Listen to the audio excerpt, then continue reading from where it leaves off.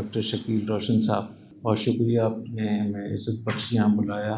میں آپ کو مبارکباد پیش کرتا ہوں سیرت کانفرنس، انٹرنیشنل سیرت کانفرنس منعقد کرنے کے اوپر، اور آپ کی پوری ٹیم مبارکباد کی مستحق ہے، کیونکہ ہمارے جتنے بھی چیلنجز ہیں وہ سیرت سے ہی حل ہو سکتے ہیں۔ سارے جھگڑے سیرت کے بعد شروع ہوئے ہیں، سیرت پہ کسی کا اختلاف نہیں ہے، تو سیرت کو ہمیں بنیاد بنانا چاہیے۔ اور سیرت کے 3 حصے ہیں۔ ایک سیرت ہے نبی کریم صلی اللہ علیہ وسلم کی ولادت مبارکہ سے پہلے جو آپ کے بارے میں پیش گوئیاں کی گئی انبیاء علیہ السلام نے، اور 250 سال میں مختلف واقعات ہوئے تمہید کے طور پر، جس سے پتہ چلتا تھا کہ بڑی شخصیت دنیا میں آنے والی ہے۔ پھر آپ کی ولادت سے لے کر آپ کے وصال تک، مکی زندگی، مدینہ کی زندگی، آپ کی معاشرتی زندگی، تجارتی حوالے سے، اخلاقیات کے حوالے سے، تو اس کو ہم سیرت بولتے ہیں۔ ایک ہے فقہ السیرہ، کہ جو واقعات ہوئے اس کے پیچھے اسباب کیا تھے، اس کی علت کیا تھی، اس میں حکمت کیا تھی، مصلحت کیا تھی، اس کا فلسفہ کیا تھا۔ اور یہ اسلامی یونیورسٹی، تمام یونیورسٹیوں میں باقاعدہ اس کو ایک سبجیکٹ کے طور پہ پڑھانا چاہیے۔ جب ہم کسی ایشو میں پھنستے ہیں تو فوراً ہم دیکھتے ہیں کہ امریکہ، یورپ اور فلاں، حالانکہ ہمارے گھر میں سب کچھ موجود ہے۔ اگر ہم فقہ السیرہ، سیرت کے فلسفے پر جب ہم بات کریں گے، ریسرچ کریں گے، تحقیق کریں گے، تو آپ کو سارے سلوشن اور حل یہی مل جائیں گے، آپ اپنے گھر کے اندر موجود ہیں۔ تو فقہ السیرہ خاص طور پہ پڑھنا چاہیے۔ اور جب سیرت کا فلسفہ آپ کے سامنے آئے گا تو اس سے بہت سارے علوم اور فنون جس پہ آج دنیا ناز کرتی ہے، چاہے وہ مینجمنٹ کے حوالے سے ہو، چاہے وہ HR کے حوالے سے ہو، چاہے وہ سائنسی ایجادات ہوں، چاہے وہ ٹیکنالوجی کے حوالے سے ہو، چاہے وہ دنیا کے بین الاقوامی معاملات ہوں، قومی سطح کے معاملات ہوں، خانگی معاملات ہوں، ہر چیز میں آپ کو اصول، ضوابط، علوم، فنون، یہ اتنی زبردست چیزیں ملیں گی کہ دنیا آپ کے کنویں سے پانی آ کر بھرے گی، دنیا آپ کے محتاج، کیونکہ آپ کو علم ہونا چاہیے کہ جو امریکن یونیورسٹی تھی لبنان میں، وہ 19ویں صدی میں جو انہوں نے سب سے بڑا کام کیا وہ یہ کیا کہ جو عرب ممالک کے نوجوان تھے، کیونکہ اس میں یوتھ کی بات ہو رہی ہے، تو انہوں نے یہ دیکھا کہ ایک نبی، ایک شخصیت جو یتیم تھی، وہ کیسے پوری دنیا پہ غالب آ گئے، اور 1000 سال تک ان کا نظریہ، ان کا فلسفہ وہ دنیا پہ چھایا رہا۔ وہ کیا چیز تھی؟ تو انہوں نے عرب نوجوانوں کو اپنے یونیورسٹی میں ان کو اسائنمنٹ دیے، ان کو باقاعدہ پیپر دیے کہ آپ اس پہ تحقیق کریں۔ مینجمنٹ کے حوالے سے حضرت عمر رضی اللہ تعالیٰ عنہ پہ بہت بڑا کام ہوا ہے، نبی کریم صلی اللہ علیہ وسلم کی مکی زندگی پہ انہوں نے وہ سارے حصے سیرت کے اس پہ ریسرچ کروائی انہی عرب نوجوانوں سے، اور اسی کو انہوں نے اپنے لیے کوئی MBA ہو رہا ہے، یہ سب چیزیں وہاں سے لی ہیں انہوں نے۔ مجھے اس کا اس لیے تھوڑا اندازہ ہوا کہ اب سے تقریباً کوئی 20 سال پہلے ڈاکٹر ذیشان صاحب تشریف رکھتے ہیں، تو میں نے سوچا کہ ہم اپنے کوئی یونیورسٹی کا سلسلہ شروع کر رہے ہیں، کوئی MBA وغیرہ، تو میں نے چونکہ میں اسکول نہیں گیا ہوں ایک دن بھی، تو میں نے سوچا کہ میں دیکھ لوں کہ اس کا نصاب کیا ہے، تو میں نے 10 مختلف لوگوں سے MBA کا نصاب اردو میں ترجمہ کروایا۔ تو جب میں نے اس کو پڑھا تو مجھے اندازہ ہوا کہ اس میں ایک بھی چیز نئی نہیں تھی، ساری قرآن، حدیث اور سیرت میں موجود، اور ایک ایک چیز میں ثابت کر سکتا ہوں کہ نبی کریم صلی اللہ علیہ وسلم کی سیرت سے یہ چیز ثابت ہے، یہ چیز ثابت ہے۔ تو یہ سب چیزیں وہ ہمارے ہاں سے لی ہیں انہوں نے، اور محنت کر کے ان کو منظم کر کے ان کو انہوں نے باقاعدہ ہنر اور علم اور فن بنا دیا۔ تو یہ میں عرض کر رہا ہوں کہ یہ جو فقہ السیرہ ہے، جب اس پہ آپ بات کریں گے تو آپ کے بہت سارے مسائل بھی حل ہوں گے، بہت سارے نئے ایسے علوم آپ کے پاس آئیں گے کہ دنیا آپ کے پاس آئے گی سیکھنے کے لیے۔ اور تیسرا حصہ اس کا تطبیق السیرہ ہے۔ سیرت سے آج کے زمانے کے حالات کو جب ہم موازنہ کریں تو ہمیں اپنے مسائل کا حل کیسے ملے گا۔ ہماری ریاست پاکستان کو اس وقت میں جو مسائل ہیں، چاہے وہ نوجوانوں کے حوالے سے ہو، چاہے وہ حکمرانوں کے حوالے سے ہو، چاہے وہ افواج کے حوالے سے ہو، چاہے وہ سوسائٹی کے حوالے سے ہو، چاہے وہ باہر سے جو کچھ ہمارے خلاف ہو رہا ہے یا ہمارے معاشی مسائل ہیں، تو ان کا حل سیرت سے کیسے نکلے گا۔ اور میں ڈاکٹر شکیل روشن صاحب وہ جتنے بھی یہاں ماہرین بیٹھے ہیں، آپ کو یہ مشورہ ضرور دوں گا کہ اپنی یونیورسٹی میں سیرت چیئر جو آپ حضرات نے اگر نہیں بنائی تو بنائیں، اور باقاعدہ اس پہ ریسرچ کروائیں انہی طلباء طالبات سے، ان کو ایک تحقیق کے لیے ان کو کہ پیپر لکھیں۔ جب آپ کو ماسٹر کی ڈگری ملے گی، ایم فل پہ خود آپ دیکھیں کہ ہمارے ملک کے ایشوز کیا ہیں، چیلنجز کیا ہیں، اس پہ منتخب کر کے طلباء طالبات کو باقاعدہ وہ دیں کہ اس پہ آپ اپنا پیپر لکھیں۔ جب وہ محنت کرے گا، قرآن و سنت کو دیکھے گا، سیرت کو دیکھے گا، فتوحات کو دیکھے گا، شکست اور کامیابیوں کو دیکھے گا اور معیشت کو دیکھے گا، تو ہمارے حل نکلیں گے اس سے۔ تو ایک تو میرا یہ مشورہ ہے کہ اپنی سیرت چیئر میں ریسرچ کا خاص طور پہ اہتمام کرائیں اور ان بچوں کو لگائیں۔ یہ طلباء طالبات ایک طوفان کھڑا کر سکتے، اتنی طاقت اللہ نے دی ہے۔ ابھی تو یہ لگے ہوئے ہیں فیس بک پہ، سارے دن وہ کرتے رہتے ہیں، وقت برباد کرتے ہیں۔ جس کام میں لگائیں تو پھر آپ دیکھیں کہ یہ کتنا کام کر سکتے ہیں۔ دوسرے نمبر پہ میرا ایک مشورہ یہ ہے کہ سیرت کے حوالے سے کہ بڑے کمپلیکس وغیرہ بنائے جائیں اور وہاں سیرت کے جتنے بھی حصے ہیں اس کے ماڈل تیار کیے جائیں، چاہے وہ جغرافیہ سیرت ہو، جغرافیہ قرآنی ہو، جغرافیہ حدیث ہو، سب سیرت میں آتا ہے۔ تو طلباء طالبات کو یہ پتہ ہونا چاہیے کہ ہجرت کا راستہ کون سا تھا۔ حضور اکرم صلی اللہ علیہ وسلم جو تجارت کے لیے شام گئے تھے تو کس راستے سے گئے تھے؟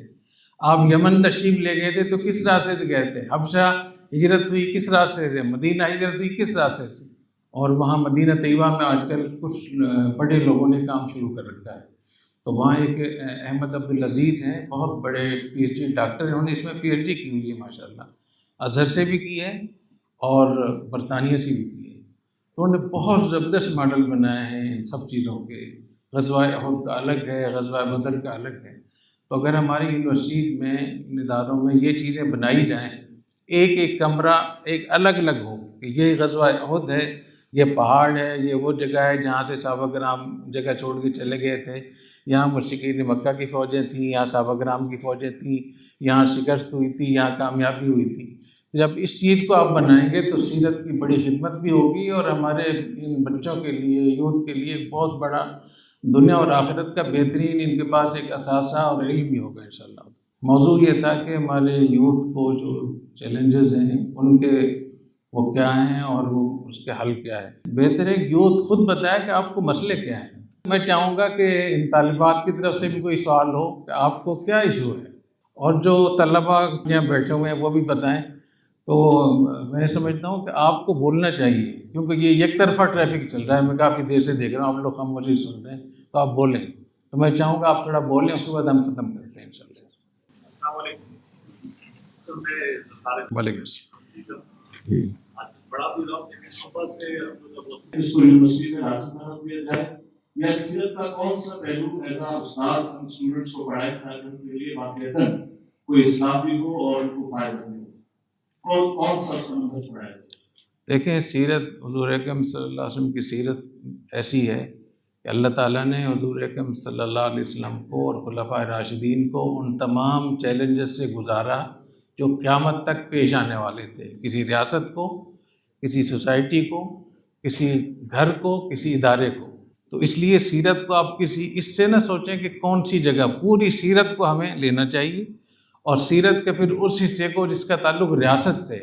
نبی کریم صلی اللہ علیہ وسلم نے ہجرت ریاست ہی کے لیے کی تھی، ورنہ آپ دعوت تو مکہ میں دے سکتے تھے۔ تو مسلمانوں کے لیے الگ سے زمین ہونی چاہیے، الگ سے ریاست ہونی چاہیے، ان کا تعلیمی نظام الگ سے ہونا چاہیے، ان کی معیشت بہتر ہونی چاہیے، ان کے پاس فوجی قوت اور طاقت ہونی چاہیے۔ اس لیے آپ نے ہجرت کی تھی۔ اور ہجرت کے حوالے سے یہ بھی بتاتا ہوں کہ نبی کریم صلی اللہ علیہ وسلم نے 5 سال ہجرت کی تیاری کی، 5 سال 33 قبائل سے آپ کی مشاورت ہوئی کہ کیا اگر میں آپ کے پاس آؤں تو کیا میرا دفاع کر سکتے ہو؟ پوری دنیا تمہارے خلاف کھڑی ہو جائے گی، کیا میرا دفاع کرو گے؟ اور پوچھا کہ تمہارے پاس طاقت کتنی ہے، لوگ کتنی ہیں، آپ کے پاس ہتھیار کتنے ہیں، وسائل کتنے ہیں۔ تو سیرت کو جب آپ دیکھیں گے تو آپ کو ہر چیز وہاں سے ملے گی۔ آپ کو کوئی ایسی چیز نہیں ہے جو آپ کی گھر کی ضرورت ہو یا امت کی ضرورت ہو یا ریاست کی ضرورت ہو اور سیرت میں موجود نہ ہو۔ تو سب سے زیادہ اس کی ضرورت ہے کہ خود اساتذہ کو پہلے ان کو اہمیت بتائی جائے، ان کو بھی سیرت پڑھانی چاہیے۔ اور سیرت کیسے پڑھائیں؟ کہ آج کے زمانے کے حساب سے سیرت سے کیا کیا ہمیں اصول ملتے ہیں، کیا رہنمائی ملتی ہے، پھر آپ دیکھیں اس میں کتنی برکت ہوگی۔ جی طالبات میں سے بھی کوئی؟ جی السلام علیکم۔ صاحب آپ سے وسیع سوال ہے کہ الحمدللہ یوتھ میں پوٹینشیل تو موجود ہے، اور صبح سے ہم بہت پڑھ رہے ہیں، سن رہے ہیں کہ جینزی اور اس کے مسائل بھی سامنے آ رہے ہیں، اس کے سولوشن بھی آ رہے ہیں۔ مسئلہ یہ کہ یوتھ کچھ کرنا تو چاہتی ہے، پوٹینشیل بھی ہے، لیکن وہ مواقع نہیں ہیں سوسائٹی کے اندر، یا صرف ہم دیکھ لیں کہ یوتھ اگر کچھ کر بھی رہی ہے تو پھر ان کے جو مسائل ہیں ان کا سلوشن ان کو نہیں مل رہا۔ جی اس کے بارے میں ایک تو میں یہ عرض کر دوں کہ میری عمر کے جتنے بھی لوگ ہیں اپنی تمام نسل سے معذرت چاہتے ہیں کہ ہم آپ کو وہ ماحول، وہ تعلیم، وہ تربیت، وہ ریاست نہیں دے سکے جو ہمیں دینی چاہیے۔ آج جتنے بھی ایشوز ہیں، آج میرے پاس آتے ہیں بہت پڑھے لکھے لوگ، مالدار لوگ، وہ کہتے ہیں کہ ہم آفس سے آتے ہیں، گھر میں تمہاری بیٹی بیٹا اس کا کوئی تعلق ہی نہیں ہے ہم سے، ہمیں بخار ہوتا ہے تو ہم سے کوئی خرید پوچھنے والا کوئی نہیں ہوتا، وہ اپنے اس پہ کمپیوٹر پہ بیٹھی ہوئی ہے بیٹی اور بیٹا، اور بہو دوسری طرف لگی ہوئی، تو ہم خودکشی کی طرف جا رہے ہیں۔ تو حقیقت یہ ہے کہ جو بڑے ہیں ان کے ذمے ہوتا ہے کہ وہ آنے والی نسلوں کی ایسی تربیت کر سکے کہ وہ نظام کو، ریاست کو سنبھال سکیں۔ تو ہمیں اس بات کو اعتراف کرنے میں کوئی ہمیں پس و پیش نہیں ہونا چاہیے کہ یہ ہم سے غلطی ہوئی ہے۔ اس غلطی کا حل آپ لوگ کریں، کیونکہ آج کے زمانے میں، جیسے کسی زمانے میں قوت بازو ہوتی تھی، تلوار سے لڑنا، اور اس کے بعد یہ چیزیں پھر آگے مشینوں پہ آ گئیں، پھر ایٹم بم آ گیا۔ اب پوری دنیا شفٹ ہو گئی ہے سائنسی ایجادات پر اور جدید ٹیکنالوجی پر، اور ایسی چیزیں آ گئی ہیں جو ایک دم آ گئی۔ اس کے لیے عام طور پہ جتنی بھی دنیا میں تبدیلیاں آتی تھیں وہ آہستہ آہستہ آتی تھیں، اس کی وجہ سے بچے، بوڑھے، جوان سب اس سے موافق ہو جاتے تھے اور وہ مل کر اس کو کر رہے ہوتے تھے۔ اب ایک دم پانی پہلے سے کوئی خبر نہیں تھی اور سیلاب گھر میں داخل ہو گیا ہے، تو سیلاب آنے سے پہلے اور طریقہ ہوتا ہے روکنے کا، اور سیلاب جب گھر میں گھس جائے، پانی گھر میں داخل ہو جائے، پھر اور طریقہ ہوتا ہے۔ تو اس وقت میں اس کی ضرورت ہے کہ ہم اپنے بچوں کو ذمہ داری بھی دیں، ان کی سرپرستی کریں۔ اور آج کل یہ بہت بڑا ایشو ہے کہ جو بچے ہیں وہ یہ سمجھتے ہیں کہ سب کچھ تو تعلیم ہمارے پاس ہے، معلومات ہمارے پاس ہے، ہمارے ماں باپ اور بڑوں کے پاس تو کچھ بھی نہیں ہے، اور بڑے کہتے ہیں کہ یہ کل کا بچہ یہ کیا کر سکتا ہے، جیسے مفتی نعیم صاحب نے کہا۔ اور یہ جھگڑا گھروں میں بھی ہے، کاروبار میں بھی ہے، تعلیمی اداروں میں بھی ہے، ہر جگہ، اور ریاست میں بھی۔ اگر کوئی بچہ امریکہ سے کوئی ڈگری لے کر آتا ہے، تعلیم لے کر آتا ہے، تو اس کا جو بڑا استاذ ہے اس کے پاس وہ تعلیم نہیں ہوتی، اس کی وجہ سے گیپ اتنا زیادہ آ گیا ہے، اور اس کی وجہ سے پھر اس کو جین زی اور پتہ نہیں کیا کیا نام دے رہے ہیں اس کو۔ تو میرے خیال میں اس کو مینیج کرنا چاہیے اور بچوں کو موقع دینا چاہیے کہ آپریشن میں بڑے ہاتھ نہ ڈالیں، لیکن جو بچے ہیں وہ بڑوں کی سرپرستی اور ان کے تجربے سے فائدہ اٹھائیں۔ دیکھیے حضور اکرم صلی اللہ علیہ وسلم، ڈاکٹر شکیل صاحب نے اس کا حوالہ بھی دیا کہ نبی کریم صلی اللہ علیہ وسلم کے جو آخری اعمال تھے، جو آپ کے آخری جو فیصلے اور اقدامات تھے، اس میں ایک بہت بڑا فیصلہ یہ تھا کہ جیش اسامہ آپ نے تیار کر کے بھیجا۔ زید جو ان کے والد صاحب تھے وہ شہید ہو گئے تھے، تو جنگ کے لیے ان کو امیر بنایا، اور ان کی عمر کل 17 سال تھی، اور ان کی ماتاتی میں ابو بکر، عمر، بڑے بڑے لوگ ان کے ماتاتی میں تھے۔ تو آپ نے دنیا سے جاتے ہوئے یہ ہمیں نصیحت فرمائی ہے کہ نوجوانوں کے ٹیلنٹ کا احترام کرنا ہوگا۔ تو آج اگر نوجوانوں کے پاس کوئی تعلیم ہے، کوئی اہلیت ہے، کوئی صلاحیت ہے، ٹیلنٹ ہے، ان کو آگے موقع دینا چاہیے۔ اور 3 مواقع ایسے آئے جہاں نوجوانوں نے اصرار کیا اور نقصان ہوا۔ احد میں نوجوانوں نے اصرار کیا کہ ہمیں باہر جا کے لڑنا چاہیے، نبی کریم صلی اللہ علیہ وسلم کی رائے تھی کہ مدینہ کے اندر لڑیں، لیکن ان کے اصرار پر آپ باہر تشریف لے گئے اور 72 صحابہ کرام شہید ہو گئے۔ غزوہ حنین میں نوجوانوں نے یہ بات کہی کہ آج تو ہم 10,000 ہیں، دیکھیں گے کیا ہوتا ہے۔ اس کی وجہ سے اتنا زیادہ نقصان ہوا کہ کتنے صحابہ کرام شہید ہو گئے۔ قرآن یہ کہتا ہے کہ ضاقت علیکم الارض بما رحبت، کہ تم پہ زمین اتنی وسعت کے باوجود تنگ ہو گئی تھی۔ طائف میں نوجوانوں نے کہا کہ نہیں، ہمیں واپس نہیں جانا چاہیے، ہمیں لڑنا چاہیے۔ آپ نے فرمایا کہ ہمیں جانا چاہیے، پھر دیکھیں گے۔ تو نوجوانوں نے اصرار کیا، وہاں سے اتنی تیر اندازی ہوئی، پھر کافی لوگ زخمی ہوئے، تو بعد میں نوجوانوں نے کہا کہ نہیں جانا چاہیے۔ تو میں اس میں عرض کر رہا ہوں کہ اس میں ایک توازن چاہیے، بڑوں کی سرپرستی ہو اور اس کے ٹی او آر، اس کی منصوبہ بندی بڑوں کے مشورے سے ہو، آپریشن بچے کریں، اور اپنے تمام ٹول جن کو ڈاکٹر شکیل صاحب نے کہا کہ صرف ٹولز ہیں، یہ ذرائع ہیں، ان کو استعمال کرنا ہے۔ اے آئی کے ذریعے سے آپ کو بچہ پیدا کر سکتے ہیں، جتنا چاہیں آپ مخلص ہوں، جتنی بہتر سے بہتر فاسٹ ٹیکنالوجی لے لیں آپ۔ تو یہ سب وہ ذرائع ہیں، ان کو مقاصد نہ بنائیں، ان کو ذرائع کے طور پہ استعمال کریں، بھرپور استعمال کریں۔ نبی کریم صلی اللہ علیہ وسلم نے صحابہ کرام کو شام بھیجا تھا منجنیق سیکھنے کے لیے۔ خندق، غزوہ خندق، یہ تو فارس کی ٹیکنالوجی تھی، آپ نے وہ حاصل کی ان سے۔ ایسی بہت سی چیزیں آپ نے، ایسی جو بدر کے قیدی آئے تھے، تو بدر کے قیدیوں کا کفارہ کیا تھا کہ 400 درہم دے دیں یا 10 بچوں کو تعلیم دے دیں۔ تو انصار کے مدینہ کے 10 بچوں کو جو تعلیم دے گا اس کو رہائی مل جائے گی۔ تو 10 بچوں کی تعلیم اس زمانے کے 400 درہم کے برابر تھی۔ تو وہ جو رسول اللہ سے لڑنے کے لیے آئے تھے بدر میں اور وہ گرفتار ہوئے تھے، کیا وہ بخاری شریف پڑھانے کے لیے ان کے ذمہ لگائے یا قرآن پڑھانے کے لیے؟ دنیوی تعلیم، یہی تعلیم، ریاضی، حساب کتاب، لکھنا پڑھنا۔ تو یہ ہمارا دین یہ کہتا ہے کہ سائنس بھی حاصل کریں، اس میں پیش رفت کریں، ٹیکنالوجی میں بھی، اے آئی میں بھی اور تعلیم میں بھی، لیکن اس کا اس طریقے سے ہوگا البرکۃ مع اکابرکم، یہ بھی روایت ہے کہ برکت تمہارے بڑوں کے ساتھ ہے، تو بڑوں کو ساتھ ملائیں، بڑے چھوٹے مل جائیں، تمہارے بہت سارے مسئلے حل ہوں گے۔ وہ اس زمانے میں جتنے علوم اور فنون اور جتنی سائنسی ایجادات آ گئی ہیں، آج کے زمانے میں لڑکیاں، طالبات وہ سارے کام کر سکتی ہیں، بلکہ ان سے بہت سے کام وہ بہتر کر سکتی ہیں جو مرد نہیں کر سکتے۔ تو جتنی آپ کے پاس اچھی تعلیم ہوگی، اچھی ٹیکنالوجی ہوگی، اچھی آپ کے پاس تربیت ہوگی، تو آپ بہت کام کر سکتے ہیں۔ اور میں اس کی مثال دیا کرتا ہوں کہ حضور اکرم صلی اللہ علیہ وسلم کے زمانے میں کتنی صحابیات تھیں جنہوں نے جنگ میں حصہ لیا۔ حضرت عائشہ رضی اللہ تعالیٰ عنہ، حضرت فاطمہ رضی اللہ تعالیٰ عنہ، حضرت سمیرہ رضی اللہ تعالیٰ عنہ، حضرت ام عمارہ رضی اللہ تعالیٰ عنہ، حضرت حمنہ رضی اللہ تعالیٰ عنہ۔ اور ام عمارہ نے تو حضور اکرم صلی اللہ علیہ وسلم کا اتنا زبردست دفاع کیا، احد میں جب ہر طرف سے آپ پہ حملے ہو رہے تھے، تو نبی کریم صلی اللہ علیہ وسلم نے فرمایا کہ میں نے اپنی زندگی میں ایسا بہادر کوئی نہیں دیکھا جیسے ام عمارہ بہادر، کہ میں جدھر دیکھتا تھا ام عمارہ میرا دفاع کر رہی تھی، تلوار بھی چلا رہی تھی، تیر بھی چلا رہی تھی۔ اور نبی کریم صلی اللہ علیہ وسلم ان کی اس قربانی سے اتنے خوش ہوئے، فرمایا کہ ام عمارہ مانگو کیا مانگتے؟ تو ام عمارہ کتنی ہوشیار تھی، وہ یہاں جو طالبات معلمات یہاں تشریف رکھتی ہیں، ایسی ہماری بیٹیاں، ہماری بہنیں، ہماری مائیں ہونی چاہیے۔ ان کا یا رسول اللہ آپ کے ساتھ میں اور میرے بچے جنت میں ہوں گی، میں چاہتی ہوں۔ فرمایا انتم رفقائی فی الجنہ، تم جنت میں میرے ساتھ۔ دیکھیے اسی وقت اپنی جنت پکی کروا لی۔ اور ایک مرتبہ ام عمارہ رضی اللہ تعالیٰ عنہ نے یہ عرض کیا، یا رسول اللہ جتنی بھی قرآن میں آیتیں نازل ہوتی ہیں وہ مردوں کے لیے صیغے استعمال ہوتے ہیں، خواتین کا بہت کم تذکرہ۔ تو ان کی اس فرمائش پہ اللہ نے عرش سے آیت نازل کی، ان المسلمین والمسلمات والمؤمنین والمؤمنات، اس میں 10 مرتبہ خواتین کا ذکر ہے۔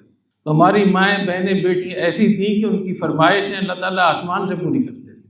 حضرت سمیرہ رضی اللہ تعالیٰ عنہ، جب یہ معلوم ہوا کہ لوگ شہید ہو گئے ہیں اور یہ بھی افواہ پھیلی کہ نبی کریم صلی اللہ علیہ وسلم شہید ہو گئے، تو وہ دوڑی دوڑی آئی وہاں مدینہ سے، تو کسی نے کہا کہ تمہارے باپ شہید ہو گئے ہیں۔ ان کا کہ اللہ قبول فرمائے، یہ بتاؤ رسول اللہ کیسے؟ آگے چلی کہا کہ تمہارا بیٹا بھی شہید ہو گیا، تو ٹھیک ہے اللہ قبول فرمائے، بتاؤ رسول اللہ کیسے؟ آگے آ کہنے کہ تمہارے بھائی بھی شہید ہوئے، تو کہا کہ یہ ٹھیک ہے اللہ قبول کرے، بتاؤ رسول اللہ کیسے؟ پھر آگے آئے کہ تمہارے شوہر بھی شہید ہو گئے ہیں۔ ان کا رسول اللہ کیسے ہیں؟ تو کسی نے کہا وہ ہیں رسول اللہ۔ تو جاتے ہی لپٹ گئی نبی کریم صلی اللہ علیہ وسلم۔ ان کے نزدیک اتنی بڑی یعنی تکلیفوں کے باوجود کہ والد شہید، بھائی شہید، بیٹا شہید، شوہر شہید، ان کو فکر ہے رسول اللہ صلی اللہ علیہ وسلم۔ تو میں سمجھتا ہوں کہ آج کی خواتین کو آسان بہت ہے آپ کے لیے، آپ اسی پردے میں رہتے ہوئے آپ بہت آگے کر سکتی، بہت ملک کو آپ آگے لے جا سکتی۔ میں بتایا کرتا ہوں کہ آج کی جو ریسرچ ہے، میڈیکل سائنس کی ریسرچ، وہ یہ کہتی ہے کہ ہر انسان کے دماغ میں 2 خانے ہوتے ہیں جو جمالیات اور حسن اور خوبصورتی، ڈیزائننگ، اس کو وہ پہچانتی، وہ خانوں میں اللہ نے صلاحیت رکھی ہے۔ تو مرد کا صرف ایک خانہ کھلا ہوتا ہے، باقی بند ہوتا ہے، اور عورتوں کے دونوں خانے کھلے ہوتے ہیں۔ تو یہی میں کہہ رہا ہوں کہ یہ ملک اتنا برباد ہو رہا ہے، آپ کے تو دونوں خانے کھلے ہیں، آپ کو پتہ ہے ڈیزائننگ، میچنگ اور یہ گرافکس اور کلر کیسے ہوتا ہے، کیسی چیز کو خوبصورت بنایا جاتا ہے، کیونکہ جو مرد ہوتے ہیں وہ تو بیچارے ویسے اس معاملے میں دینو ہوتے ہیں، ان کو کچھ پتہ نہیں ہوتا۔ تو اس لیے اس بگڑے ہوئے ملک کو ہمیں ٹھیک کرنا چاہیے، خواتین کو بھی اپنا کردار ادا کرنا چاہیے اور قوانین کو بھی اپنا کردار ادا کرنا چاہیے۔ قوانین سے مراد خان مرد لوگ۔ اللہ تعالیٰ توفیق عطا فرمائے۔ بہت شکریہ۔ اور میں یہ سمجھتا ہوں کہ الغزالی یونیورسٹی ہو یا الحمد یونیورسٹی ہو، ان یونیورسٹیز کو سیرت پہ بہت زیادہ کام کرنا چاہیے، اور خاص طور پہ الاعجاز العلمی، 1000 آیتیں قرآن مجید میں اور 3000 حدیثیں وہ ہیں جو آج کی سائنس نے ان کو ثابت کیا ہے۔ 3000 حدیثیں اور 1000 آیتیں، تو یہ باقاعدہ اپنی یونیورسٹیوں میں باقاعدہ طلبہ طالبات کو پڑھائیں، اس پہ کام کروائیں، دیکھیں اس پہ کتنے لوگ مسلمان ہوں گے۔ ایک بہت بڑے پروفیسر ہیں، ابھی کچھ دن پہلے ان کا انتقال ہوا مصر کے، انہوں نے کہا کہ ہم چند پروفیسروں نے انہی آیات اور حدیث میں ہم نے کام کیا تو 15 سالوں میں 25,000 غیر مسلم مسلمان ہوئے۔ 25,000 امریکہ یورپ کے 25,000 لوگ مسلمان ہوئے۔ تو اگر ہم ان طلباء طالبات کو اس کام پہ لگائیں تو دیکھیے جو غیر مسلم و اسلام کے قریب آئیں گے۔ اللہ تعالیٰ عمل کرنے کی توفیق عطا فرمائے۔ بہت شکریہ جزاک اللہ۔